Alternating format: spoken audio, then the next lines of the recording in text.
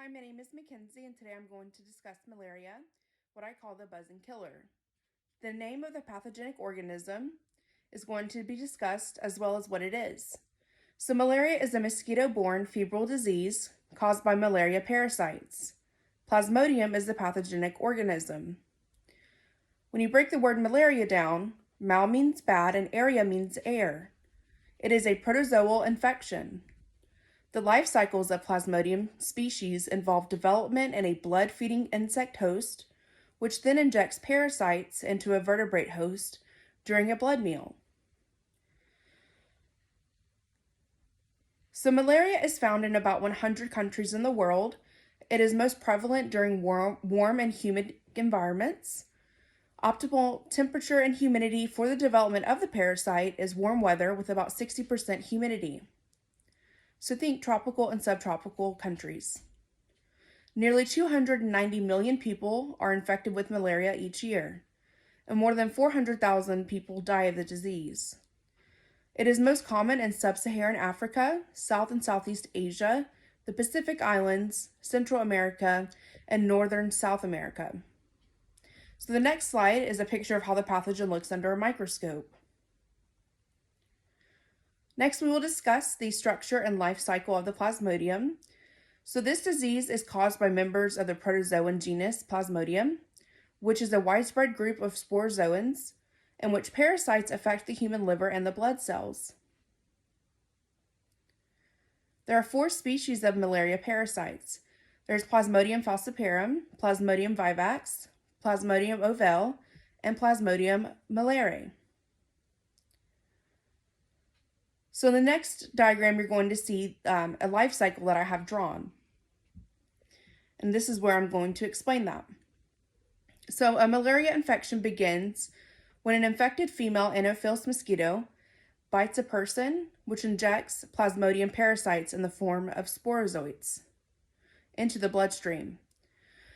So those sporozoites pass quickly into the human liver. They multiply asexually in the liver over the next 7 to 10 days, causing no symptoms.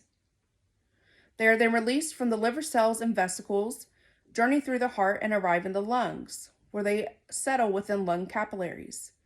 The vesicles eventually disintegrate, freeing the merozoites to enter the blood phase of their development. In the bloodstream, the merozoites invade red blood cells, erythrocytes, and multiply again until the cells burst. When they invade more erythrocytes, this cycle is repeated, causing fever each time parasites break free and invade blood cells. Some of the infected blood cells leave the cycle of asexual multiplication. Instead of replicating, the merozoites in these cells develop into sexual forms of the parasite, called gametocytes, that then circulate in the bloodstream. When a mosquito bites an infected human, it ingests the gametocytes, which develop further to mature sex cells called gametes. The fertilized female gametes develop into actively moving oceanates that burrow through the mosquito's midgut wall and form oocysts in the exterior surface. Inside the oocyst, thousands of active sporozoites develop. The oocyst eventually bursts, which releases sporozoites into the body cavity that travel to the mosquito's salivary glands. The cycle of human infection begins again when the mosquito bites another person. So next I'm going to discuss how malaria is acquired. So humans are infected with the Plasmodium protozoa when bitten by an infected female mosquito vector. Lack of protective equipment, insecticide, nets, and lack of vaccines contribute to this issue.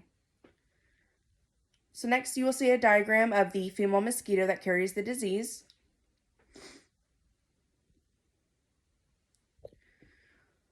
The mechanism by which the organism causes disease. So malaria is spread by the mosquito transmission cycle. First, there's an uninfected mosquito. A mosquito becomes infected by feeding on a person who has malaria. Then there's the transmission of parasites. If this mosquito bites you in the future, it can transmit malaria to you. In the liver, once the parasites enter your body, they travel to your liver, where some types can lie some types of them can lie dormant for as long as a year. In the bloodstream, when the parasites mature, they leave the liver and infect your red blood cells. This is when people typically develop malaria symptoms. On to the next person, if an uninfected mosquito bites you at this point in the cycle, it will become infected with your malaria parasites and can spread them to other people it bites. So it's a constant cycle. Because the parasites that cause malaria affect red blood cells, people can also catch malaria from exposure to infected blood, including from mother to unborn child, through blood transfusions, and by sharing needles used to inject drugs. So on the next slide, I'm going to discuss the signs and symptoms of malaria. So symptoms may appear within weeks to months, and in some cases even years. Those symptoms are high fever, headache, chills, sweating, muscle fatigue and pain, back pain, dry cough, nausea and vomiting. They can also cause anemia and jaundice due to the loss of red blood cells. So the diagnosis of this disease. Malaria must be quickly recognized to prevent spread to the local community and to avoid the death of the patient. It should be treated as a medical emergency. Delay in the diagnosis is a leading cause of death of its patients. Doctors evaluate travel history, symptoms, and laboratory tests to identify traces of the parasite. Diagnosis can be difficult in locations such as the US, where doctors are not used to seeing patients with malaria. And in some locations, malaria is so widespread that people do not show most of the symptoms, making it difficult to identify. They have developed an immunity to the disease, but that doesn't stop it from spreading further. All right, next, for the treatment of the disease, there are a different amount, there's like a good amount of drugs that are used for malaria. But the issue is that many malaria parasites have developed resistance to common drugs used to treat the disease.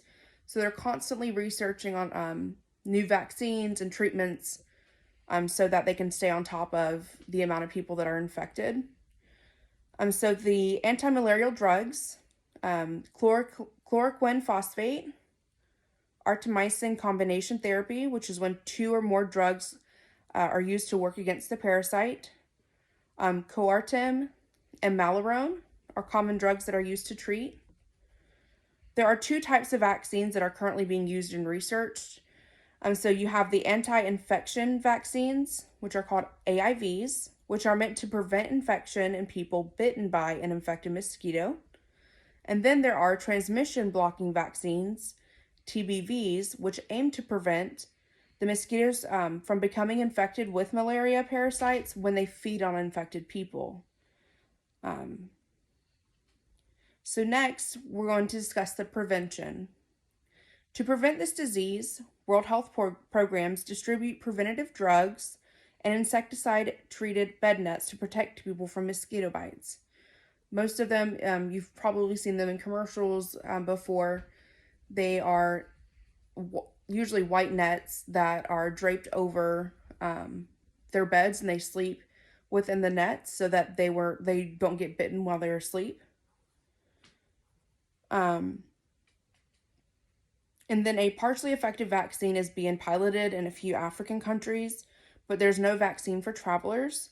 The only approved vaccine as of 2015 is RTS, known by the brand name Mosquirix. It requires 4 injections and has relatively low efficiency. So far, what they're having to do is prepare these different countries to fight this disease by using protective equipment while they're still working on better vaccine treatments. All right, and thank you. That was the end of my presentation.